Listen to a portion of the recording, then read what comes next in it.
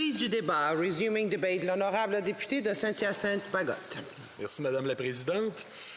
Lors de son passage comme ministre fédéral de l'Industrie, le regretté Jean Lapierre avait dit « L'aéronautique est au Québec, ce que l'automobile est à l'Ontario », et c'est vrai. Parce qu'on parle de 40 000 emplois directs, on parle de 100 000 emplois indirects, 220 entreprises, dont 200 PME, 18 milliards de dollars de ventes, 80 pour l'exportation. C'est le premier exportateur du Québec. 12 des exportations manufacturières. Le Québec représente 50 des emplois, 60 des ventes, 70 de la R&D du secteur du Canada. Le secteur finance 55 de la R&D industrielle au Québec. C'est le troisième pôle, quand je dis troisième, c'est le Grand Montréal, et le troisième pôle aéronautique de la planète, après Seattle, Boeing, et Toulouse, Airbus. C'est une industrie qui est intégrée. Il n'y a que 3 endroits au monde où on trouve des fournisseurs aptes à fournir toutes les composantes pour faire un avion de A à Z. Et le Grand Montréal en fait partie. Si on veut continuer au niveau statistique, 0, c'est le nombre de fois que le mot aérospatial ou aéronautique apparaît dans le discours du trône. C'est une industrie qui est en difficulté. Elle l'était déjà, mais avec la COVID, c'est exacerbé. Plusieurs secteurs économiques vont être touchés plus longtemps que d'autres et vont avoir besoin d'une aide spécifique. L'aéronautique en fait partie. Le discours du trône, il mentionne la culture, il mentionne le tourisme, il mentionne l'agriculture. On verra au résultat. On est loin de la coupe aux lièvres, comme on dit, mais néanmoins, c'est bien que ça soit mentionné. Or, l'industrie aéronautique est probablement un des éléments les plus importants de notre tissu industriel au Québec. Les transporteurs aériens, comme on le sait, qui sont les premiers clients de l'aéronautique civile, sont en difficulté. On le sait, les avions sont cloués au sol, il n'y a pas d'entretien, il n'y a pas de pièces de remplacement. Les carnets de commandes pour des avions neufs sont minces et ça va le rester pendant plusieurs années. Quand les transporteurs ont passé des commandes, ils tardent à prendre livraison de l'appareil pour éviter d'avoir à payer ce qui reste. Depuis le printemps, il y a eu 4000 pertes d'emplois dans l'aéronautique.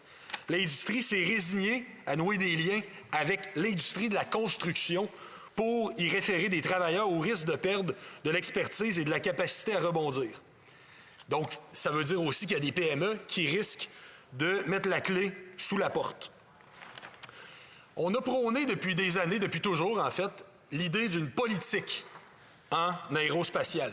Qu'est-ce que c'est une politique en aérospatiale? Souvent, j'interviens fréquemment et plusieurs de mes prédécesseurs qui ont été en charge de ce dossier l'ont fait également, pour se faire répondre qu'on a déjà aidé. Mais une vraie politique, c'est pas de l'aide sporadique. C'est pas sortir de l'argent une fois de temps en temps, aussi gros soit le montant.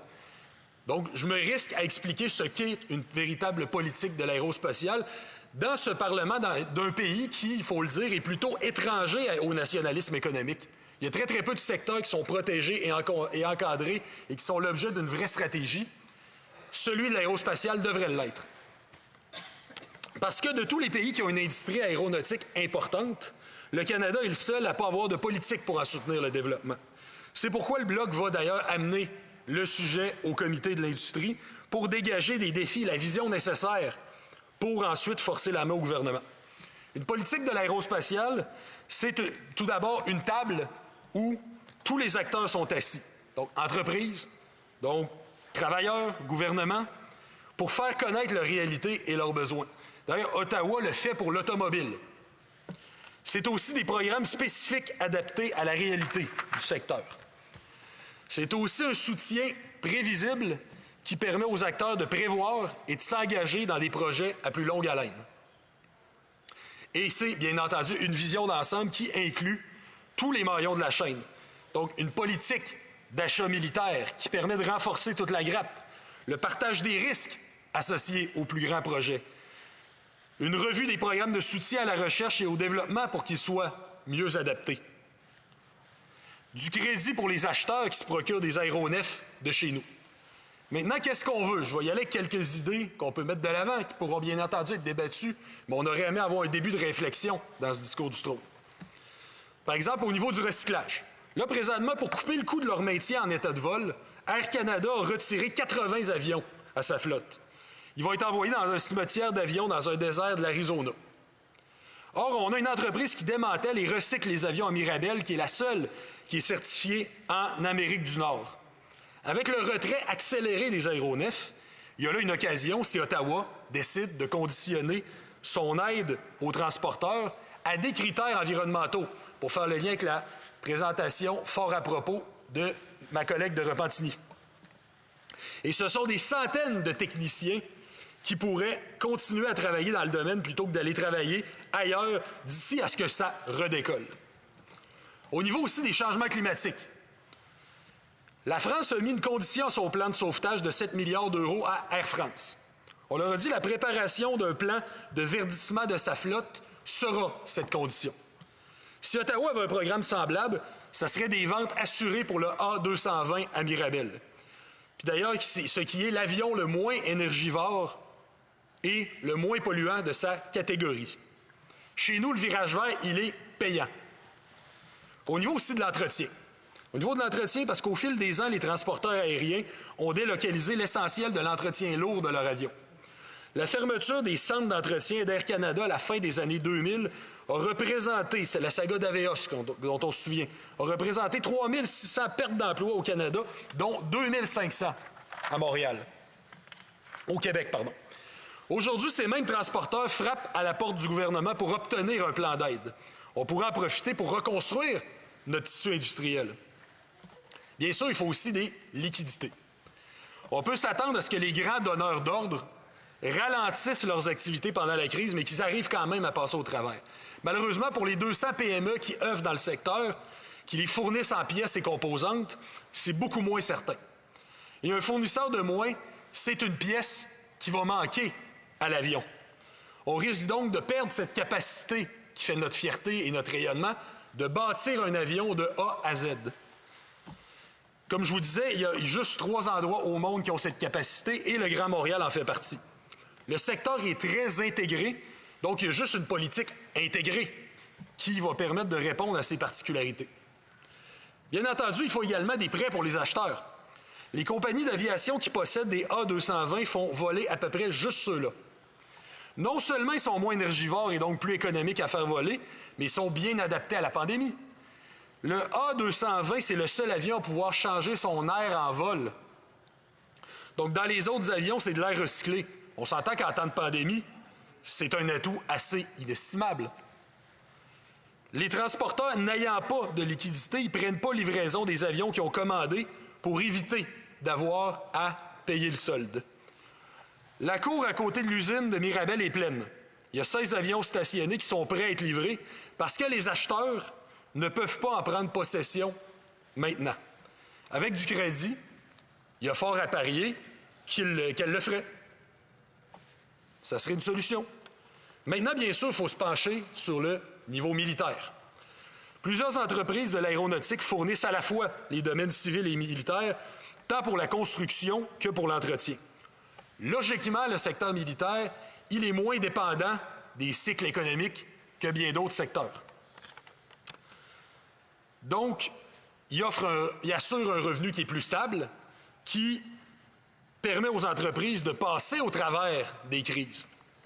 Ottawa s'apprête justement à remplacer ces CF-18 vieillissants. Bien, des exigences fermes en contenu local donneraient à notre industrie un coup de pouce qui serait bien nécessaire actuellement. Parlons aussi de la recherche et du développement. Le secteur aérospatial est à très forte intensité technologique. Concevoir un aéronef, ça peut prendre 10-15 ans. Puis la dette encourue par le développement va se repayer pendant les années où l'avion est sur le marché. Ce modèle d'affaires, ça fait que les revenus payent le précédent projet de recherche, mais que l'entreprise s'endette à nouveau pour préparer le prochain. Pour jouir de retombées technologiques, les PME doivent s'intégrer au projet en amont pour concevoir la pièce qu'ils vont fournir aux donneurs d'ordre quand l'aéronef va arriver sur le marché. Elles aussi doivent s'endetter pour participer. En temps de crise, la première chose que les entreprises coupent, c'est leur centre de recherche parce que le rendement qu'ils procurent n'est pas immédiat. C'est logique. Une décision d'affaires tout à fait logique. Mais le crédit d'impôt, finalement, pour la R&D, c'est bien, on ne peut pas être contre la vertu, mais ça ne procure pas de liquidité en temps de crise. Ça prend une aide directe si on veut éviter que nos entreprises soient déclassées lorsqu'on sortira de la crise. Il faut bien entendu des programmes mieux adaptés. Le crédit d'impôt pour la R&D, justement, il offre une aide pour développer un nouveau produit, mais il n'est pas accessible à ceux qui veulent améliorer un produit existant. Bref, sans compter, bien entendu, qu'il ne couvre pas tout. Par exemple, les frais de... Je suis navré, mais le temps est fini. Déjà. Temps pour les questions et les commentaires. Questions and answers. L'honorable député de Rosemont-la-Petite-Patrie. Oui, merci, Madame la Présidente. Je remercie mon collègue pour son discours. Et puis, depuis des années, le NPD, nous aussi, on plaide, comme le Bloc, pour une stratégie pan-canadienne sur l'industrie aérospatiale ou aéronautique.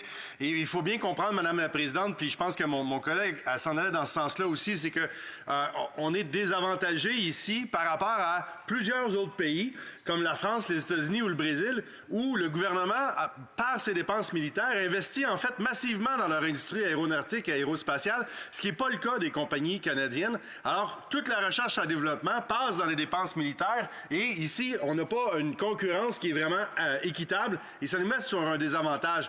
Et effectivement, tous les crédits qui sont sur la recherche et développement sont mal adaptés en ce moment et on manque de soutien gouvernemental pour être capable de garder ce fleuron-là de l'industrie québécoise et les bons emplois au Québec. Alors, j'aimerais ça lui permettre de continuer à parler un petit peu de recherche et développement puis d'appui du gouvernement. Honorable député de Saint-Hyacinthe-Bagotte. Alors, je remercie tout d'abord mon collègue pour sa question qui me permet de poursuivre mon point. Alors, comme je vous disais, on avait beaucoup de plaisir. Il me permet de continuer à en avoir. Alors, je l'en remercie. Alors, bien, évidemment, parce que dans l'aéronautique, les ajustements, ils sont constants pendant tout le cycle de vie d'un aéronef. Puis ça, le crédit R&D, il n'est pas adapté à ça. Même chose, donc, comme je disais, juste au moment où j'étais en train de finir, c'était ma dernière phrase précédemment, c'était que ça ne couvre pas tout. Par exemple, l'obtention de brevets de certification qui ne sont pas couverts, pas plus que le coût des appareils de précision nécessaires au développement des produits. Bref, c'est mal adapté. Autre chose qui est mal adaptée, vous me direz si j'ai le temps de m'aligner sur une autre idée ou rapidement. Bien, écoutez, c'est par exemple la subvention salariale. Il a fallu in extremis, au mois, si je ne m'abuse, de juin, que le ministre des Finances déroge par décret. Donc, c'était véritablement à la dernière minute, au tout dernier moment, signe encore une fois d'un programme qui n'était pas adapté à notre secteur. Questions et commentaires. L'honorable député de Abitibi-Témiscamingue. Merci, Mme la Présidente. Désolé de l'oubli de cravate de dernière seconde. J'étais pas tout à fait prêt. Voulez-vous que je la mette? Correct. Je vais prendre le temps de le faire. Donc, pendant ce temps-là, ma casse. On va en prendre une autre. Désolé. Hop. Bon. Ça fait partie des bloopers qui vont ressortir de ça. Merci, Madame la Présidente. Donc, ma question, dans le contexte, effectivement, de la protection des entreprises aéronautiques, il y a un enjeu qui ressort aussi, c'est la protection des entreprises en général. Est-ce que le député, dans son allocution, aimerait pouvoir aussi mentionner quelque chose par rapport à la loi sur Investissement Canada? Est-ce que nos entreprises sont suffisamment protégées par les actions du gouvernement fédéral en ce moment? Honorable député de Saint-Hyacinthe-Bagotte. Je remercie mon cher collègue et je lui souhaite de ne pas être la vedette d'Infoman cette semaine, mais il y avait une très belle cravate. Alors, bien, au niveau de la loi sur Investissement Canada, bien sûr, ça sera une dimension qu'il faudra observer de près. Ça non plus, c'est plus ou moins adapté, notamment parce que lorsqu'il y a déjà, c'est une loi qui est en vigueur, donc obligatoirement, quand il y a une transaction, elle doit être d'une certaine importance, elle doit être observée par le ministre de l'Industrie, ultimement. Est-ce que le seuil est insuffisant? Probablement. Ça sera assurément à mettre à l'étude. Et je suis convaincu que mon collègue, qui est porte-parole en matière d'industrie, le fera brillamment dans les prochains temps. Maintenant, il y a un modèle, finalement, de politique nationale en matière de soutien à l'aéronautique qui fait ses preuves, qui a très bien fonctionné. Et on n'a pas besoin de chercher loin, c'est celui du Québec. Le Québec a mis en place tous les outils qui s'imposent et qui sont nécessaires pour soutenir notre...